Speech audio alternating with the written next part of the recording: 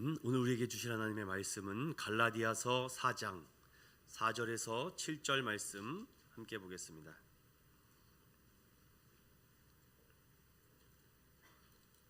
갈라디아서 4장 4절에서 7절 말씀까지 우리 한 목소리로 합독하도록 하겠습니다. 때가 참에 하나님이 그 아들을 보내사 여자에게서 나게 하시고 율법 아래에 나게 하신 것은 율법 아래에 있는 자들을 속량하시고 우리로 아들의 명분을 얻게 하려 하심이라. 너희가 아들이므로 하나님이 그 아들의 영을 우리 마음 가운데 보내사 아빠 아버지라 부르게 하셨느니라. 그러므로 내가 이후로는 종이 아니요 아들이니 아들이면 하나님으로 말미암아 유업을 받을 자니라. 아멘.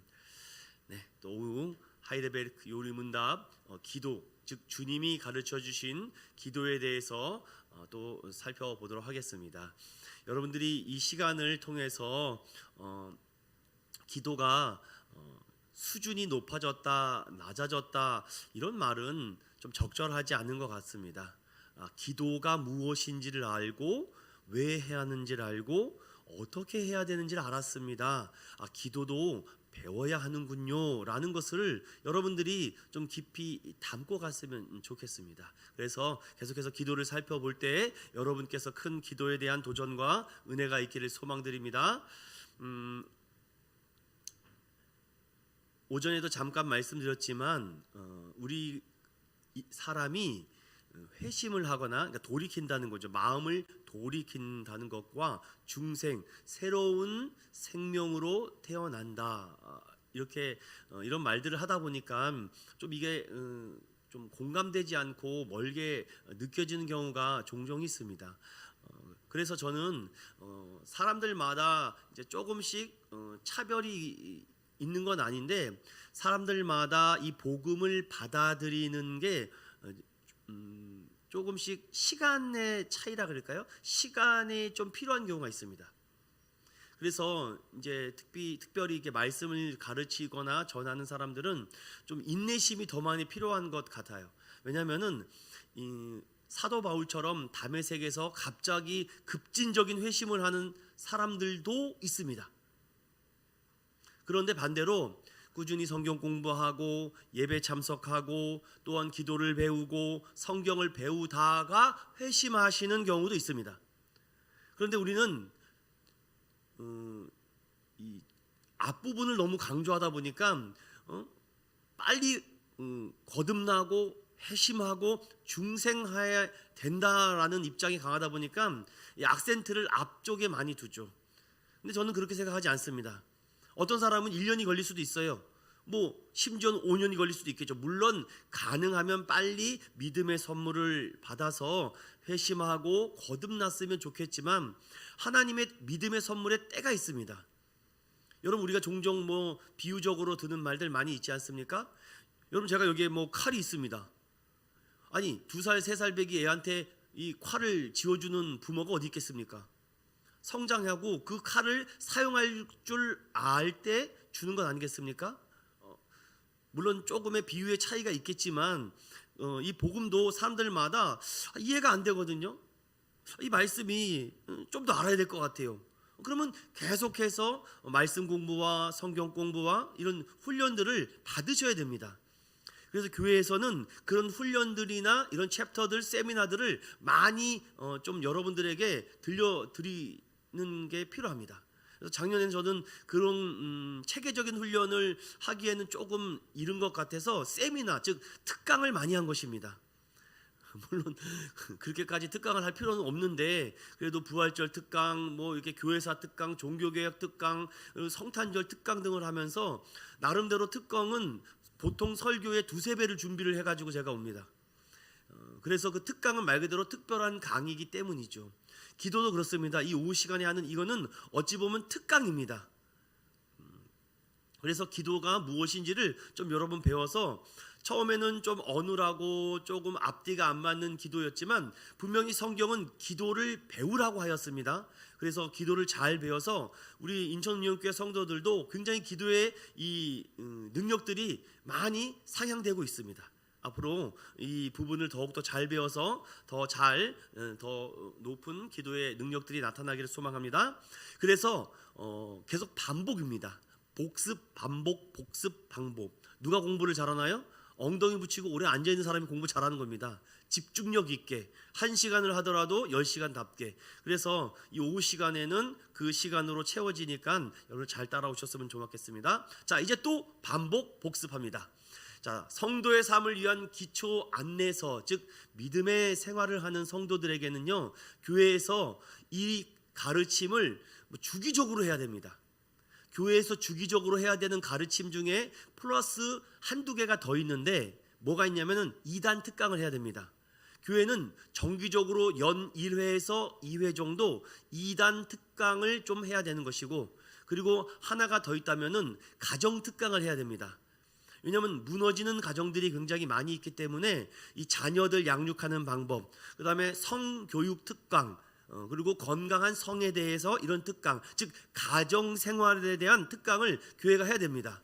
왜 교회가 이런 걸 안 하는지 모르겠습니다. 저는 앞으로 이런 게 기회가 되면은 외부 강사를 통해서 가정 특강이나 성 특강, 그리고 뭐 이런 2단 특강, 이런 것도 이거는 제가 할 수 있는 부분이 아니라서 이런 걸 잘 준비된 강사들을 조금 초청을 해서 여러분들에게 이런 것들을 좀 알려드리고 싶습니다. 보통 전도 특강은 많이 합니다. 중요하니까 많이 하겠죠. 그런데 저는 그거만큼 중요한 게 2단 특강과 가정 특강이라고 생각합니다.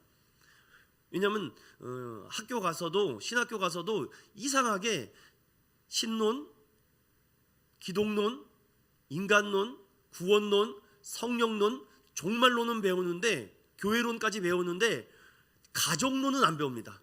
그러니까 대부분 목사님들이 가정론을 공부하지 않고 졸업을 하다 보니까 가정을 어떻게 운영하고 어떻게 다스리고 어떻게 배우자와 자녀들과의 관계를 할 줄을 몰라요. 그러다 보니까 그런 부분에 대해서 탁월한 은사와 능력을 갖고 계시지 않은 목회자를 제외하고는 이 가정을 꾸려나기가 어렵습니다.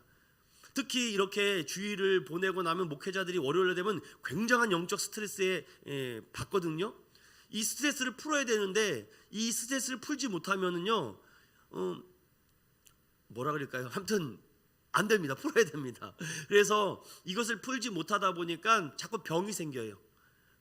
그래서 저는 가능하면 이런 문제에 대해서 좀 같은 목회를 하는 동역자들과 만나서 이런 문제들에 대해서 서로 나누고 토의하고 또 서로 성도들 뒷담화도 하고 이러면서 풀어야 되는데, 그냥 주일날 받은 그 성도들의 영적 스트레스를 다 끌어안고 세상죄를 본인만 지고 간다고 하고 월요일날 쓰러지니까 어떤 사람은 이것을 참지 못해가지고서는 막 폭언과 폭발이 일어나기도 하고 막 정말 상상하지도 못한 일들이 많이 일어난다고 합니다.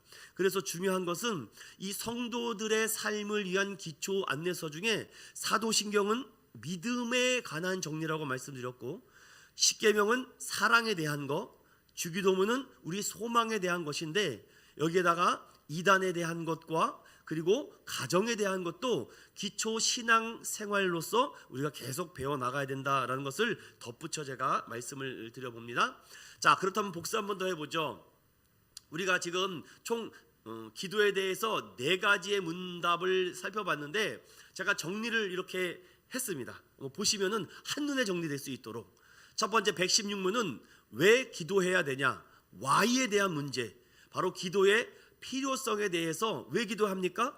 하나님의 명령이기 때문에, 하나님이 하라고 하셨기 때문에, 구하라고, 찾으라고, 두드리라고 하셨기 때문에.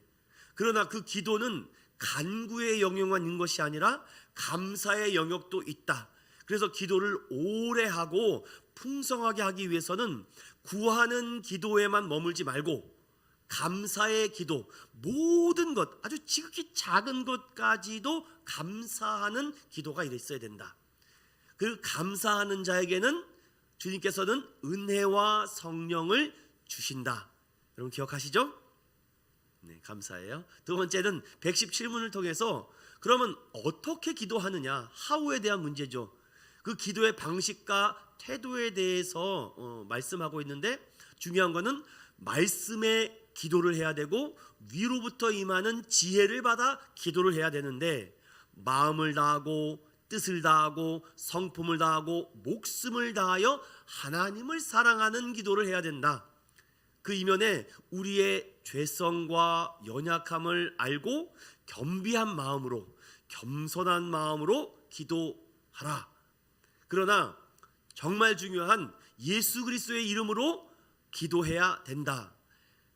그래서 제가 기도를 마치고 개인 기도나 새벽 기도나 이런 거 마치고 나서 주기도문을 하고 가시는 게 좋다라고 말씀드렸습니다.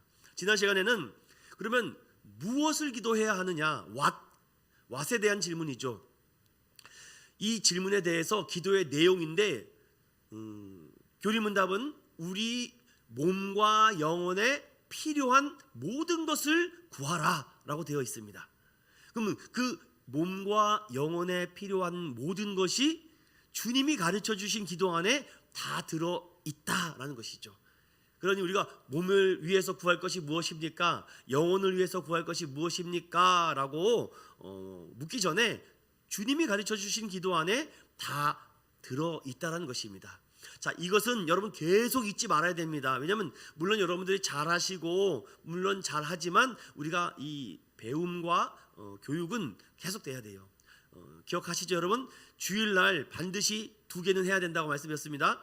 배움의 자리에 가든가 아니면 가르치든가, 이 2가지가 없으면 안 됩니다. 꼭 기억하십시오.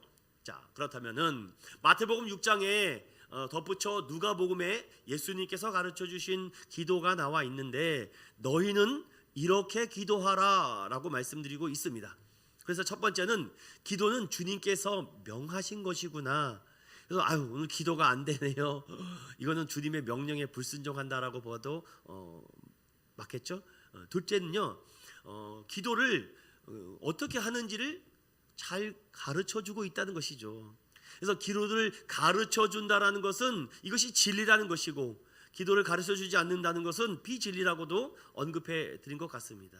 기도를 배우지 않고 열심히만 기도한다면 올바른 기도 생활을 하기가 어렵죠. 물론 기도를 오래 하고 오랜 시간 하다 보면 나름대로의 나만의 기도의 테크닉, 기도의 어떤 노하우, 기도의 어떤 방법들이 터득되겠지만 물론 잘못될 수는 없겠죠. 그렇지만 우리가 이런 부분도 기도에 대해서 차근차근 성경적인 가르침을 익히는 것이 건강하고 균형 있는 믿음 생활을 할 수 있기 때문입니다. 여러분 기억해서 왜 기도합니까? 주님이 명하셨어요. 그럼 어떻게 기도합니까? 주기도문을 가르쳐주는 주기도문대로 하면 됩니다. 이런 뜻입니다. 자, 그렇다면 이제 오늘부터는 이제 주님이 가르쳐주신 이 기도에 대해서 본격적으로 살펴보겠습니다.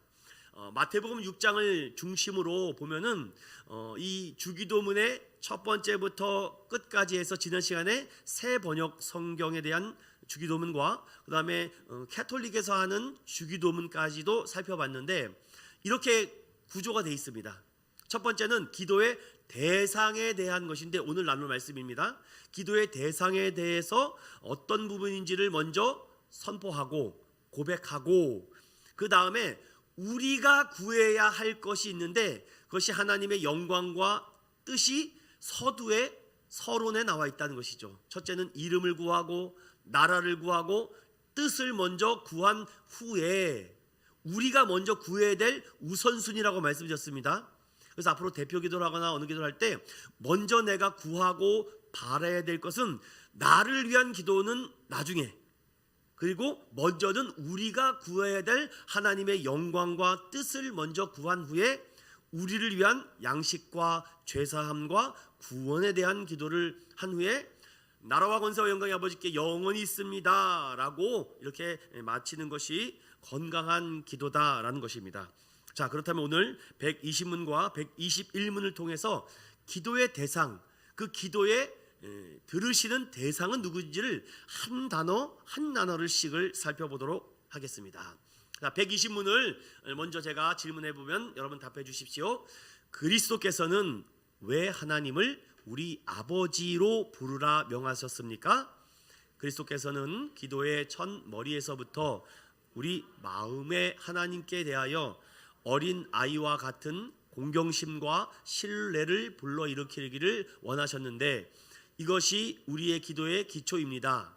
하나님께서는 그리스도로 말미암아 우리 아버지가 되었으며, 우리가 믿음으로 구하는 것에 대해서는 우리 부모가 땅의 좋은 것들을 거절하지 않는 것보다 훨씬 더 거절하지 않으실 것입니다. 아멘. 자, 요 두 단락의 부분인데, 요 부분을 우리가 성경을 조금 찾아가면서 살펴보도록 하겠습니다.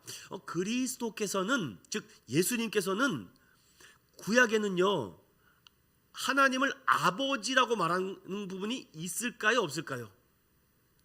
그 부분을 살펴보는데, 한 가지 좀 팁을 드리면은 시편 말씀 있지 않습니까? 시편을 기록한 저자들은요 하나님을요 아버지라고 고백한 단어가 하나도 없습니다. 여호와, 야훼, 거룩하신 이렇게 표현은 했어도 하나님을 아버지라고 시편은 말한 부분이 없는데, 자, 그렇다면 다른 부분도 한번 찾아보죠. 먼저 잘 따라오십시오. 이사야 63장 16절 한번 열어보겠습니다. 이사야 63장 16절 함께 읽어보겠습니다. 시작. 주는 우리 아버지시라. 아브라함은 우리를 모르고 이스라엘은 우리를 인정하지 아니할지라도 여호와여, 주는 우리의 아버지시라. 옛날부터 주의 이름을 우리의 구속자라 하셨거늘. 이사야 말씀에 보니까 하나님을 우리 아버지라고 말하고 있네요. 자, 그렇다면은 요한복음 20장 17절도 한번 가보겠습니다. 요한복음 20장 17절 말씀입니다. 주님께서 어떻게 하셨는지 보겠습니다. 시작. 예수께서 이르시되 나를 붙들지 말라. 내가 아직 아버지께로 올라가지 아니하였노라. 너는 내 형제들에게 가서 이르되 내가 내 아버지 곧 너희 아버지 내 하나님 곧 너희 하나님께로 올라간다 하라 하시니. 아멘. 여기도 보니까 또 예수님께서도 아버지라고도 얘기하고 있군요.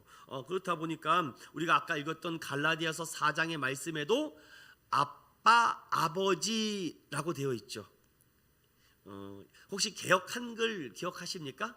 옛날에는 아빠, 아버지가 아니라 개역 한글에는 어떻게 기록되어 있는지 혹시 아십니까? 그렇죠. 아바 아버지. 그래서 우리가 그때 만들어진 찬양이라서 아바 아버지. 만약 이게 바뀌면 아빠 아버지라고 찬양을 바꿔야 돼요. 그런데 여기가 왜 그러냐면요, 이 아빠라는 단어가 헬라어입니다. 헬라어. 아브 이게 제가 헬라어는 잘 못하지만 아브라고 돼 있는데, 이것을 우리가 어떻게 표현을 할까 제가 고민했는데, 우리가 좀 이렇게 어렸을 때 있잖아요. 어렸을 때는 엄마, 아빠 이렇게 얘기잖아요. 영어로 하면은, 영어로 갑자기 뭐죠? 영어로 뭐라 그러죠? 갑자기 생각이 안 나네. 아니, father, mother 말고 애칭처럼 부르는 게 뭐죠? 맘. 그다음에 daddy라 그러나요? daddy, mom 이렇게 부르잖아요. 이 아부가 그런 의미입니다. 애칭. 그러니까 아버지를 아부 부르는 이런 애칭이라고 할까요? 그렇게 이해하시면은 고맙겠죠. 근데 이렇게 나이가 성장하면요 이상한 게 있어요. 우리 한국나라의 정설에서 그런가? 이게 저처럼 나이가 크면은 이게 아빠라고 부르기가 되게 이상하더라고요. 그러신 분들이 있는지는 잘 모르겠지만, 이렇게 나이가 성장하고 결혼을 하고 자녀를 낳다 보니까 이게 아버지 이렇게 부르는 게 좋지, 아빠 그러니까 굉장히 이게 어색하더라고요. 그런데 신기한 건요, 엄마는 그냥 엄마가 되더라고요. 어머니 해야 되는데 엄마는 나이가 먹어도 50, 60이 돼도 엄마라고 하는 것 같아요. 물론 안 그러신 분도 있겠습니다만은 왜 그럴까요? 엄마는 왜 엄마라고 할까요? 희한하죠. 저도 잘 모르겠습니다, 여러분들. 중요한 거는 성경에 구약에도 이사야의 하나님 아버지라고 나와 있고, 그리고 신약 성경에도 예수님이 아버지라고 얘기하고 있는데, 구약에서 말하는 이 아버지와 신약에서 말하는 이 아버지의 갭이 좀 큽니다. 원래 구약의 모든 성도들은요 하나님을 아버지라고 말하지 못합니다. 아버지라고 말할 수 없어요. 아도나이, 야훼, 여호와 이렇게 말해야지 어디 아빠라고 얘기해. 이렇게. 그런데 아빠, 아버지라고 말할 수 있었던 것은 예수님께서 아버지라고 기도했기 때문에 우리가 기도할 수 있다는 것입니다. 그럼 조금만 몇 부분만 더 볼까요? 먼저 누가복음 11장 11절에서부터 13절입니다. 여러분 혹시 춥지 않으시죠? 너무 여기가 제가 더워서 목이 막혀가지고 좀 잠깐 끄겠습니다. 누가복음 11장 11절에서부터 13절.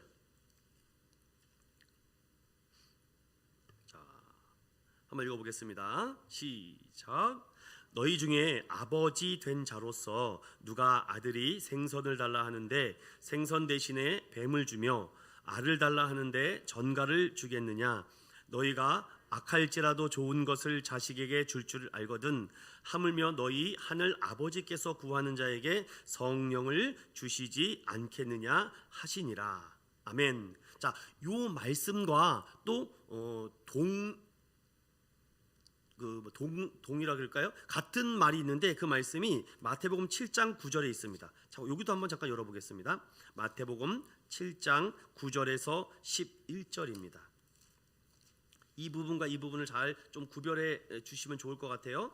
마태복음 7장 9절에서 11절 말씀입니다. 함께 읽어볼게요. 시작. 너희 중에 누가 아들이 떡을 달라 하는데 돌을 주며 생선을 달라 하는데 뱀을 줄 사람이 있겠느냐? 너희가 악한 자라도 좋은 것으로 자식에게 줄 줄 알거든 하물며 하늘에 계신 너희 아버지께서 구하는 자에게 좋은 것으로 주시지 않겠느냐. 아멘. 자, 여러분, 이 누가복음하고 마태복음하고가 뭐가 차이가 있는 것 같아요? 어떤 차이가 있는 것 같아요? 자, 제가 정답을 알려드린 게 아니라 있는 그대로 마태복음에는요 이렇게 돼 있죠. 먼저 떡을 달라 그러는데 돌을 줄 자가 어딨냐? 생선을 달라 그러는데 뱀을 달라 할 자가 어딨냐? 이런 순서입니다. 마태복음은. 근데 누가복음 어떻게 돼 있어요? 생선을 달라 그러는데 뱀을 달 자가 어딨냐? 알을 달라 그러는데 전갈을 줄 사람이 어디 있냐?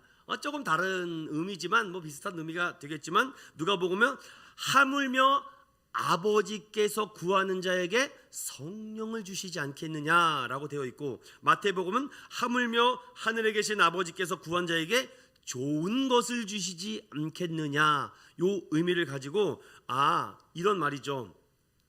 그리스도께서 우리가 구하는 것, 즉 어떻게 믿음으로 구하는 것에 대해서 아버지는 우리가 생각했던 것보다 훨씬 더 좋은 것을 주신다라는 것이죠.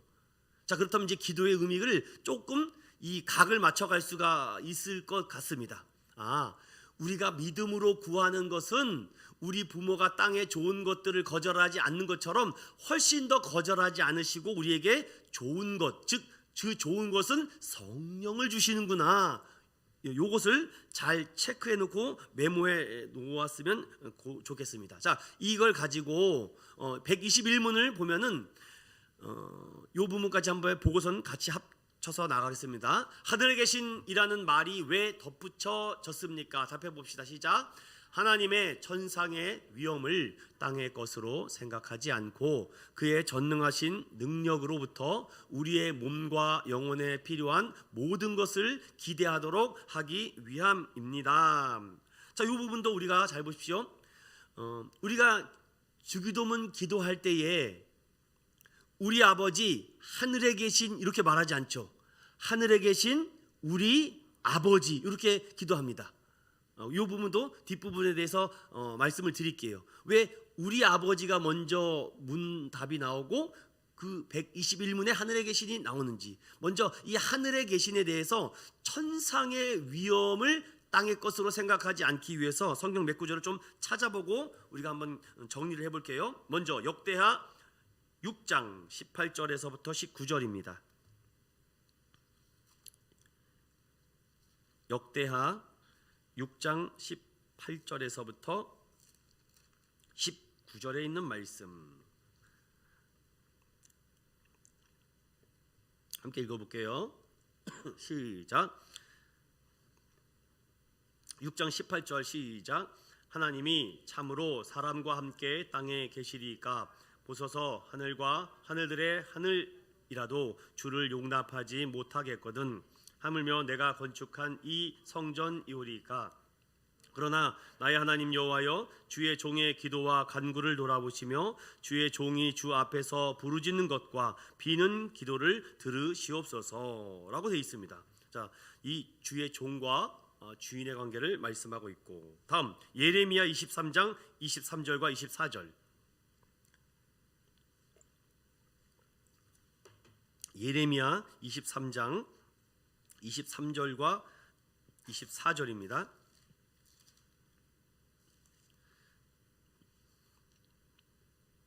함께 읽어볼게요. 시작. 나는 가까운 데에 있는 하나님이요 먼 데에 있는 하나님이 아니냐.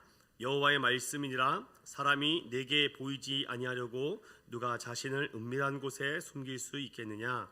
여호와가 말하노라. 나는 천지에 충만하지 아니하냐. 하늘에 계신이라는 말이 예레미야 선지자는 어떻게 얘기합니까? 은밀한 곳에 숨길 수 없고 하나님은 천지에 하늘과 땅에 충만하신 분이구나 라고 고백합니다. 자, 그렇다면은 또 성경을 찾아봐야죠. 사도행전 17장 24절과 25절. 사도행전 17장 24절과 25절에 있는 말씀은 또 어떻게 하늘에 계신을 설명하고 있는지를 우리 함께 읽어보겠습니다. 시작. 우주와 그 가운데에 있는 만물을 지으신 하나님께서는 천지의 주제시니 손으로 지은 전에 계시지 아니하시고 또 무엇이 부족한 것처럼 사람의 손으로 섬김을 받으시는 것이 아니니 이는 만민에게 생명과 호흡과 만물을 친히 주시는 이심이라. 아멘. 자, 하나님에 대해서 하늘에 계신다라고 되어 있는데 이게 공간적인 의미인가요? 이 부분도 뒷부분에 조금 더 깊이 살펴보겠습니다.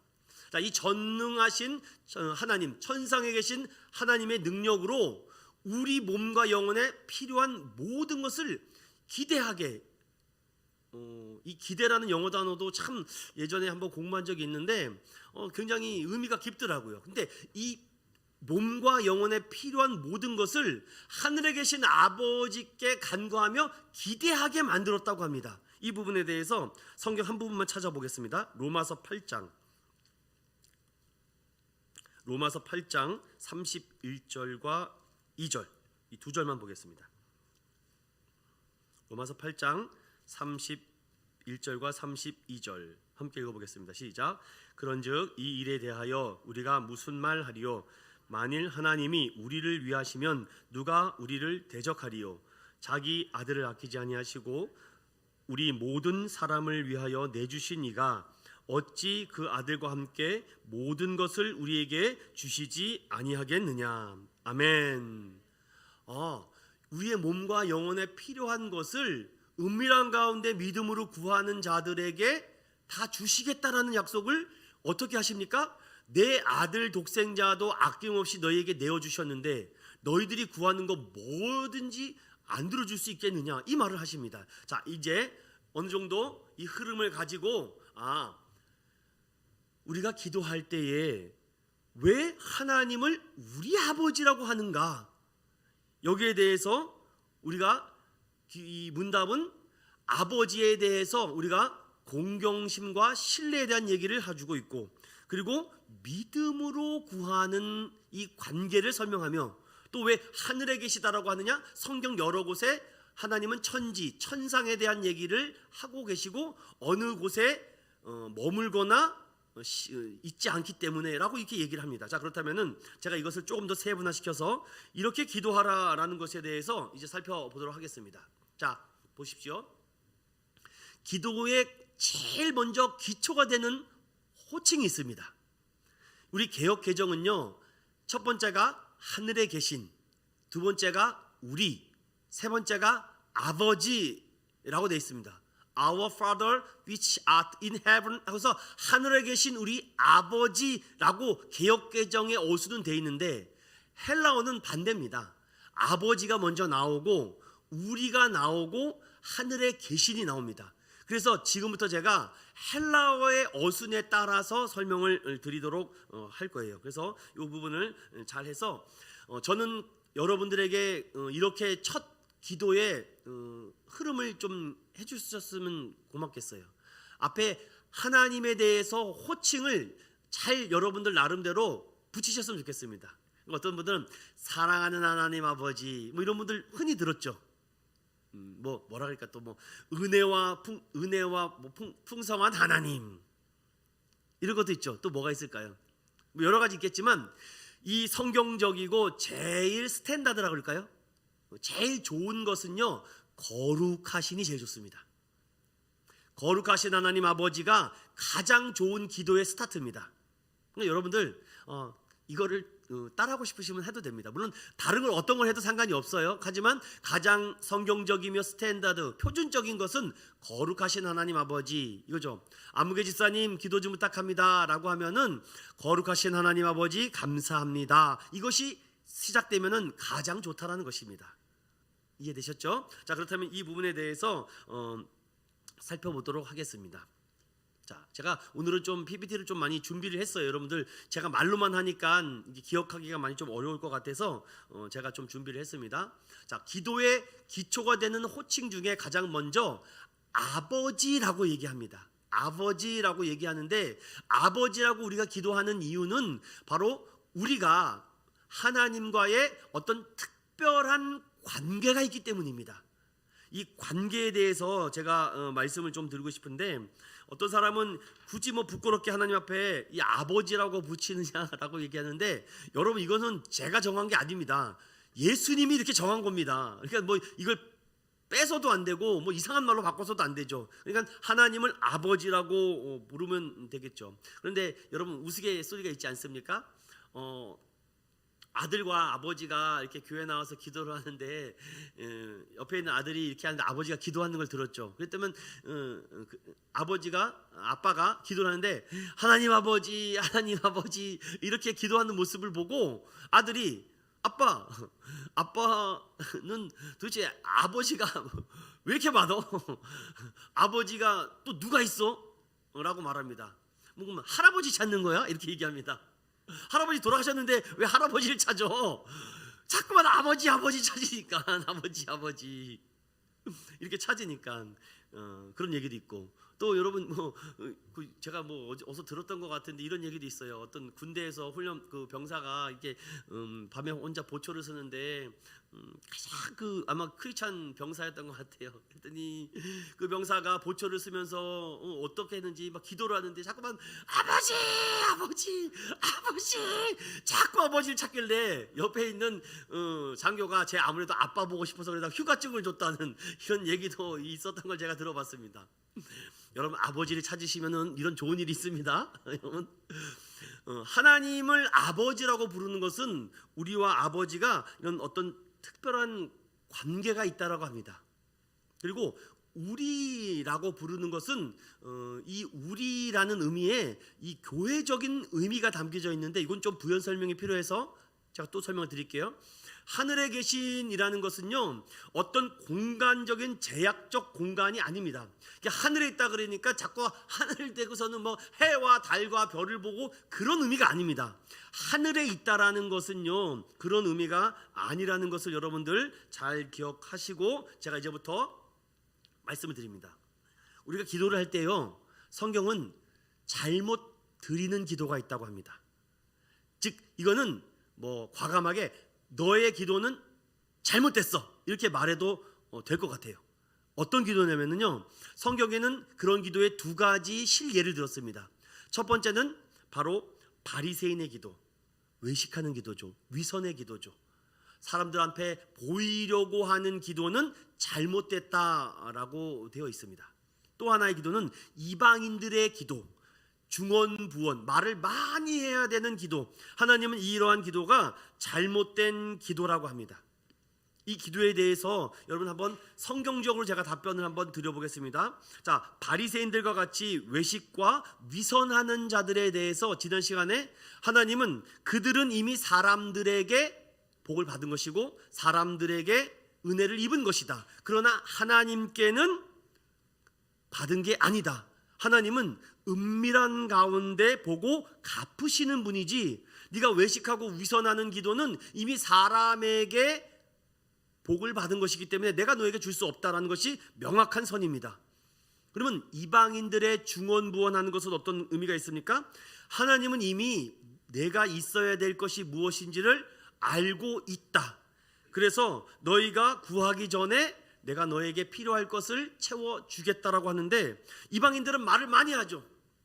제가 예전에도 한번 잠깐 언급해드렸는데 정말 제가 웬만하면 정말 안 그러는데 기도하다가 이렇게 웃음이 나가지고서는 그런 적이 한번 있었어요. 왜냐면 체육대회를 하는데 어떤 전도사님이 올라와서 기도를 하는데 그 일을 잊어버릴 수가 없습니다. 기도를 합니다. 처음에 되게 멋있어요. 그래도 그 원우 회장이면은 똑똑한 사람 아니겠습니까? 일부러 그런 건지 잘 모르겠어요. 사랑의 하나님 아버지, 우리 원우들이 오늘 체육대회를 합니다. 오늘 체육대회에 상품이 걸려 있는데 아이패드가 있고 뭐가 아이폰이 있고, 이 아이폰을 뭐 이상한 기도를 하는 것 같아요. 그래서 이 아이패드를 받아갈 수 있는 원우가 잘 선택될 수 있도록 해주시고, 아니 도대체 왜 저럴까 하는 생각을 했는데, 물론 너무 간절한 마음에 그런 기도를 드리는 것일지도 모르겠지만, 그리고 또 한 번의 경험이 제가 더 있었는데, 어떤 이제 제가 그 신대원 생활하는데 이 앞에 매일매일 채플이 있습니다. 채플이 있는데 그 채플 시간에 이 각 원우들 중에 가장 신실하고 거룩하다는 사람들이 대표 기도를 해요. 그러니까 쉽게 말하면은 원우가 1,500명이 넘는데 기도 대표 기도를 할 확률이 굉장히 희박합니다. 왜냐하면 한 해가 지나면 또 새 학년이 올라오고 새 학년이 올라오기 때문에 한 번 기도를 하는 것은 정말 뭐 로또 맞을 확률이라 그럴까요? 근데 제가 그걸 했다는 거 아닙니까? 여러분 뭐 감동이 별로 없으시네요. 제가 그 대표 기도를 했다는 거 아닙니까? 그 1,500명의 원우 중에 제가 선택이 돼서 제가 기도시켜달라고 말한 적 없습니다. 거기 원우회에서 아무개 몇 학년에 어느 신실한 엄전도사 있는데 저분을 기도를 시켜야 되겠다 그래서 제가 또 대표 기도를 또 하지 않았습니까? 그래서 나름대로 이제 성경 막 신학 공부를 해서 신학적으로 공부를 하는데 막 기도문을 썼습니다, 제가. 그런데 쓰다 보니까 이게 줄어들지 않아요. 줄어들지 않아. 이걸 뺄 게 없어요. 야, 이거 주옥 같은 이 기도를 하면은 모든 원우들이 감동의 쓰나미가 올 거야 라는 마음을 가지고 전날까지도 기도문을 했는데, 다음날 아침에 새벽 기도 드리고서 가는데 아닌 것 같아요. 묵 찢어버렸습니다. 묵 찢어버리고 그냥 주님께서 주시는 그 은혜의 감동으로 그날 그냥 가서 기도했습니다, 제가.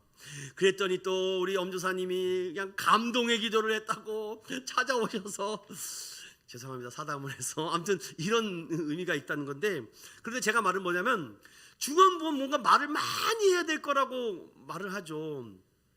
왜 이야기를 드리냐면은 어떤 전도사님이 정말 그 마음을 제가 알겠어요. 정말 기도를 대표 기도를 시켜서 오는데 너무 마음이 아파서 기도를 못 듣겠어요.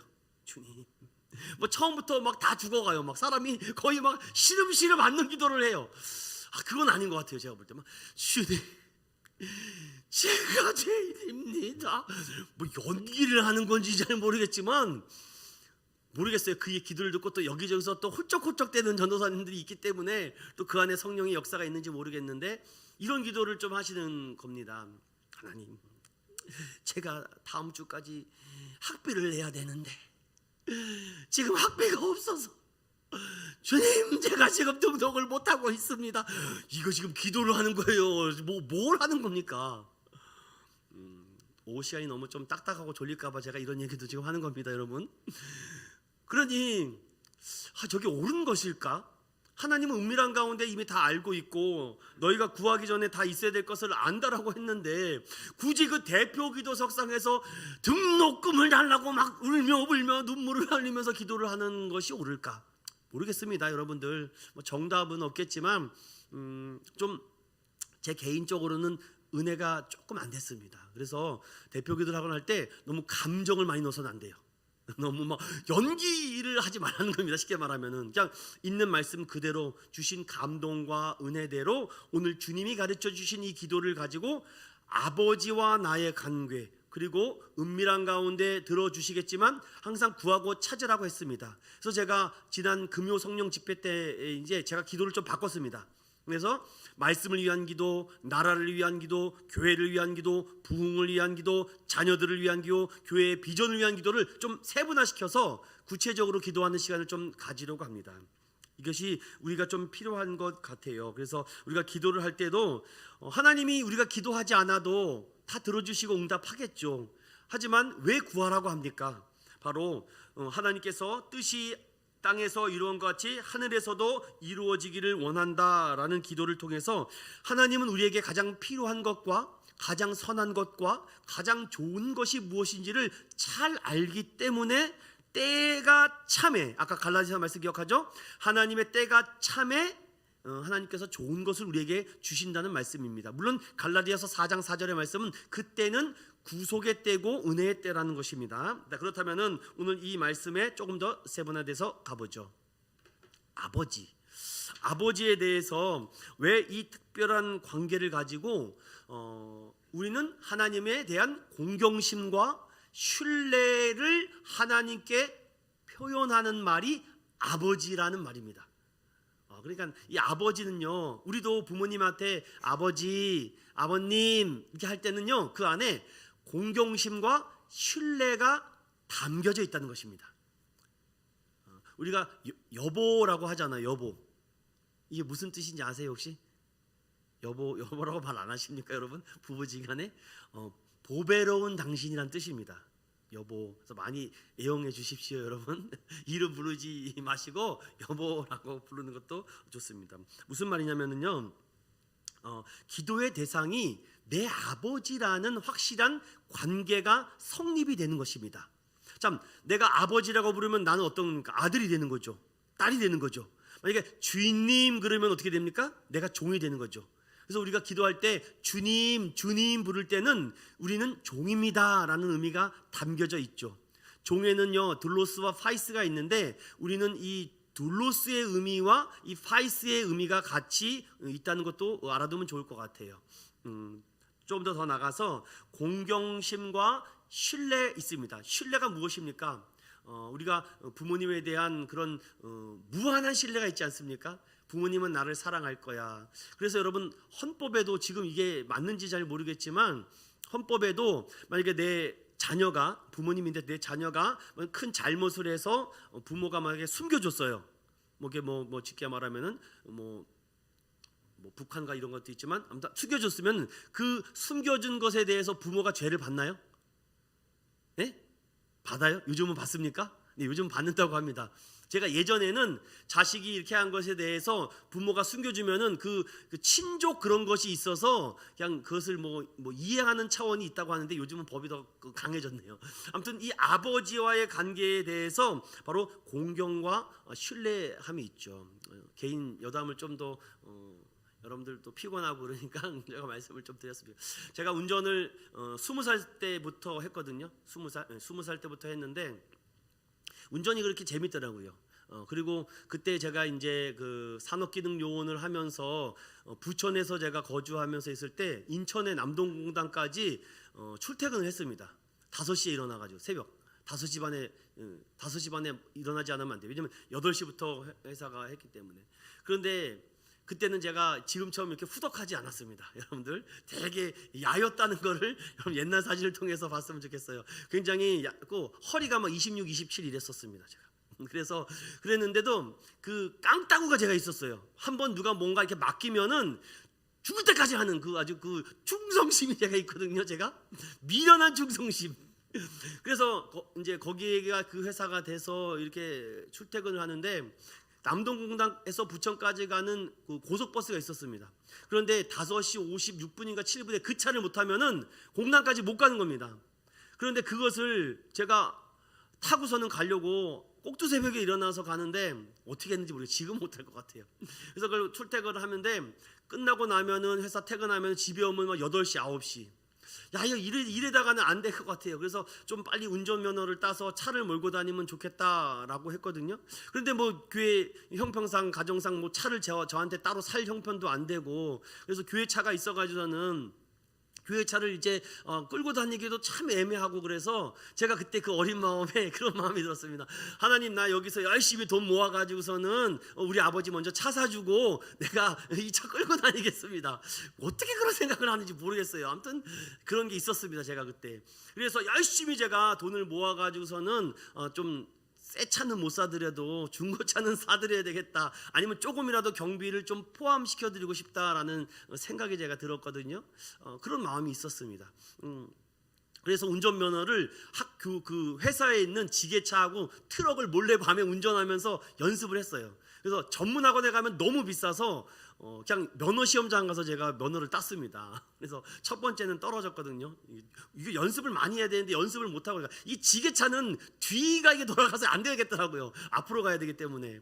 그래서 면허를 따가지고서는 제가 이제 교회 차를 이제 운전하고 다니는 과정이 있었는데, 제가 이거를 좀 갑자기 왜 이 얘기를 하는지 제가 잘 모르겠지만, 이걸 이렇게 차를 몰고 가다가 제가 21살인가요? 그래서 그때 제가 1년 동안 돈을 모은 걸 가지고 아버지 이거 중고차라도 사는데 좀 포함이 됐으면 좋겠다라고 해서 제가 1년 동안 모은 돈을 작지만 그래도 들여서 찝차 하나를 샀습니다. 그래서 그 찝차를 가지고 이제 아버지가 타고 다니시고 저는 이제 교회차로 출퇴근을 조금 봉고차를 가지고 했었어요, 제가 그때는. 그런데 너무 힘들더라고요. 진짜 차라리 버스 타고 다니는 게 조금 이른 시간도 있는데, 아침에 이 눈이 안 떠진 상태에서 졸음운전하면 안 됩니다, 여러분. 진짜 졸음운전 하셔는 안 돼요. 그냥 놓고 가세요. 진짜 아니면 하지 마세요. 그때도 원래 그 친구가 같이 있어서 친구랑 같이 다녔는데, 그날따라 친구가 퇴근을 안 하고 그쪽에서 자서 저 혼자만 퇴근을 하고 차를 몰고 가는데, 그냥 딱 느낌이 옵니다, 운전자들이. 나 오늘 졸음운전할 것 같은 100%.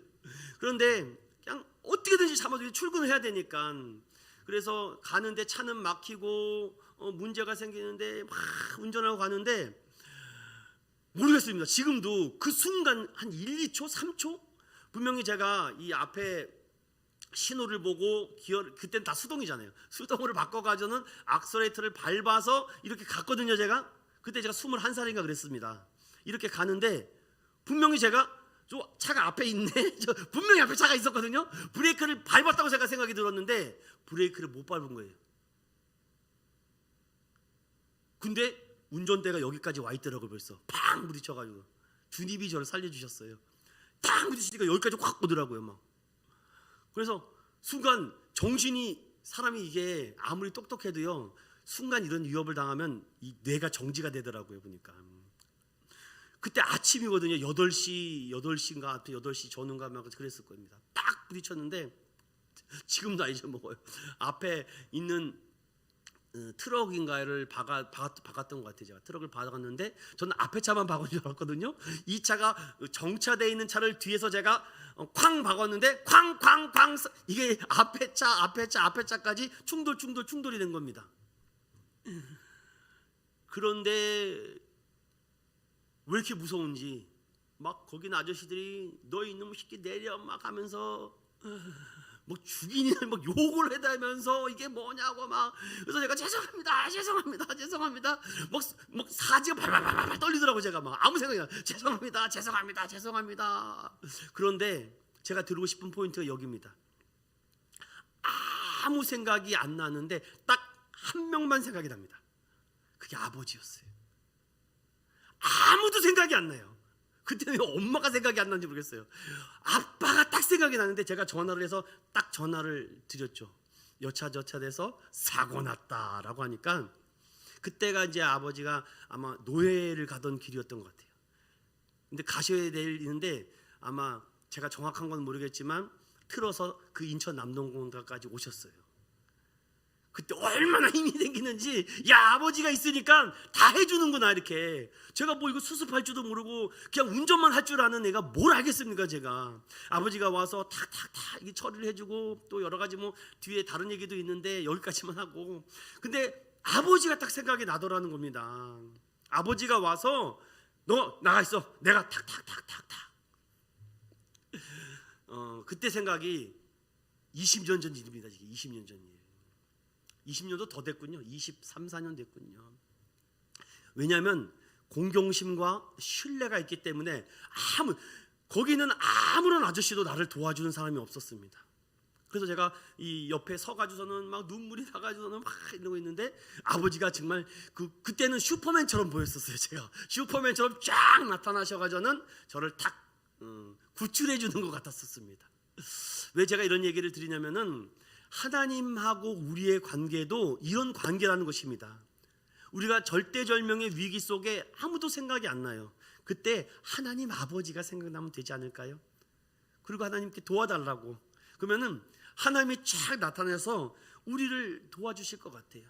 성경은 그것을 우리에게 내 모든 것을 물려줄 유산자, 즉 법적 상속자라고 말합니다. 내가 기업 물을 것을 너에게 다 넘겨주겠다는 거죠. 저는 이런 아버지의 관계가 하나님과 나의 관계라는 것이 이런 스페셜한 관계가 어디 있습니까? 여러분도 그런 경험이 있으십니까? 정말 뭔가 위기와 어려움이 찾아올 때, 물론 위기와 어려움 찾아올 때만 아버지를 찾으면 안 되겠죠. 좋은 일 있어도 그때 그런 마음들이 제 가슴에 좀 깊이 자리 잡고 있었습니다. 중요한 거는 이 아버지와 나의 관계는 거룩한 관계라는 거. 자, 또 두 번째는 기도는요 본질적으로 이 교회적이라고 이 말씀을 드리는 건데, 여러분 이 기도를요 뭐 누구나 다 하지 않습니까? 뭐 산에서 하는 사람, 들에서 하는 사람, 뭐 여러 사람들 많이 있는데, 제가 왜 우리라는 말이 이 본질적으로 교회적이라고 말을 하는지 좀 설명을 드려야 됩니다. 여러분 하나님의 나라와 하나님의 뜻과 하나님의 기뻐하심이 어디에서 이루어집니까? 교회에서 이루어지는 것입니다.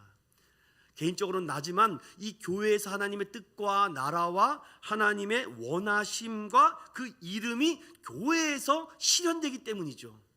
그래서 교회는요 나만을 위한 기도가 아니라 항상 우리 즉 공동체를 위한 기도가 되어야 됩니다.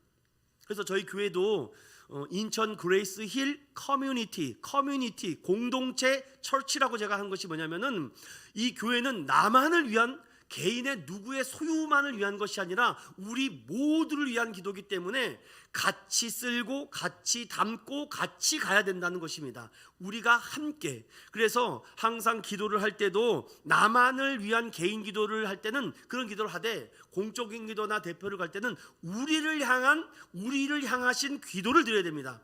하나님, 우리 인천은연교회, 우리라는 단어가 우리 한국 사람은 조금 뭐 부끄럽고 쑥스러운지 몰라도 우리라는 이 단어를 자꾸 이렇게 빼는 경우가 많이 있는데, 어떻게 됐든지 지역교회를 넘어서 이런 우주적인 교회까지, 즉 보편적인 교회까지 포함해서 기도해라. 아니나 다를까 성경은요, 두세 사람이 내 이름으로 구하면 하늘에 계신 아버지께서 너희를 위하여 이루겠다라고 말씀하죠.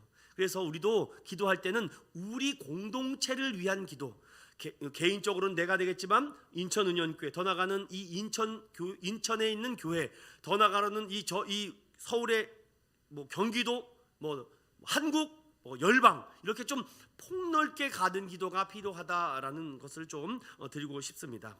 그리고 마지막으로 하늘에 계신이라는 이름의 뜻은요 공간적인 의미가 아니라고 제가 서두에 말씀을 드렸습니다. 즉 아주 높이 있다, 어떤 표현을 또 해볼까요? 뭐 위험하다, 뭐 위대하시다, 이런 의미의 하늘에 계신이지 뭐 저 하늘에 있다는 의미가 아닙니다. 이해되셨죠?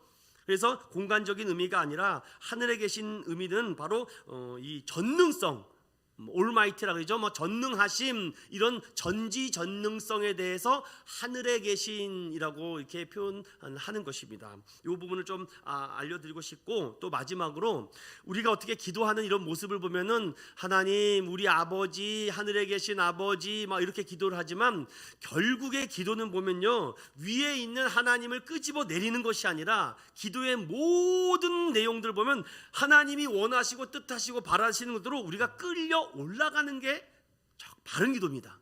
그러니까 우리가 기도할 때 하나님 뜻이 무엇입니까? 라고 말하면서 하나님 이렇게 해주시면 안 돼요, 이런 것은 건강한 기도가 될 수 없고, 하나님이 뜻이라면, 하나님이 기뻐하신다면, 하나님이 허락하신다면 이런 기도가 건강한 기도가 될 것입니다.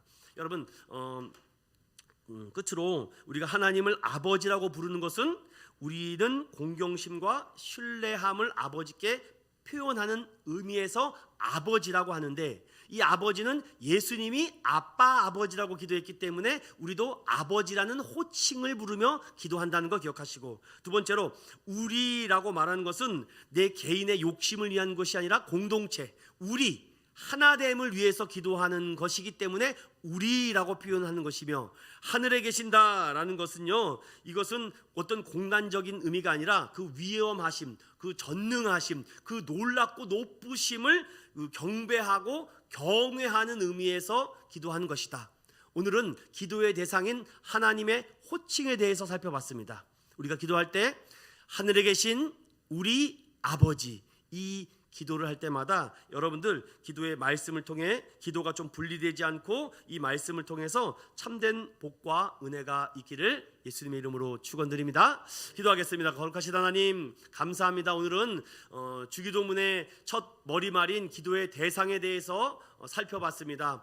하늘에 계신 우리 아버지, 아버지 그 이름을 부를 때마다 공경심과 신뢰와 그 믿음이 얼마나 돈독하고 얼마나 강한지, 아버지와 나의 관계, 주인과 종의 관계가 이렇게 행복한 것이고 이렇게 뗄래야 뗄 수 없는 관계인 것을 하나님 다시금 알았고, 우리라는 것은 나 개인적인 것을 구하기보다는 우리 공동체와 우리 하나됨과 이 전 우주적으로 전 하나적으로 넓은 의미에서 기도하라 하신 높으신 계획과 하늘에 계신 이런 의미는 공간적인 의미 아니라 하나님의 높고 위대하신 그 높으심을 찬양하라는 것을 깨달았습니다. 오늘도 우리가 날마다 기도할 때 거룩하신 하나님의 아버지 이름으로 간구하며 이 한 주도 말할 수 없는 은혜와 말할 수 없는 축복을 받아 누리며 살아갈 수 있도록 주님 축복하여 주시옵소서. 감사드리며 걸어가신 예수님의 이름으로 기도드리옵나이다. 아멘. 우리 주 예수 그리스도의 은혜와 하나님의 사랑하심과 성령님의 감동과 마위로 교통하심이 기도의 대상인 하나님을 향한 끝없는 사랑과 끝없는 신뢰와 믿음으로 이 한 주도 살아가며 승리하기를 원하는 사랑하는 인천영교회 모든 성도들과 하는 사업과 자녀들 위해 이제로부터 영원토록 함께 있을지어다. 아멘.